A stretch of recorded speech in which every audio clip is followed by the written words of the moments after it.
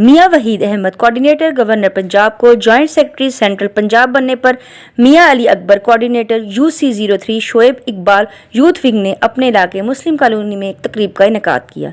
इलाके के लोगों ने मियां वहीद अहमद साहब का फूलों की पत्तियां निछावर करते हुए इस्तकबाल किया। तमाम साथियों ने मियां साहब को पार्टी में ओहदा मिलने पर मुबारकबाद पेश की। समाजी कारकुन अदील शहजाद और चौधरी अब्दुल माजिद ने भी इनके इस पैगाम को सराहा।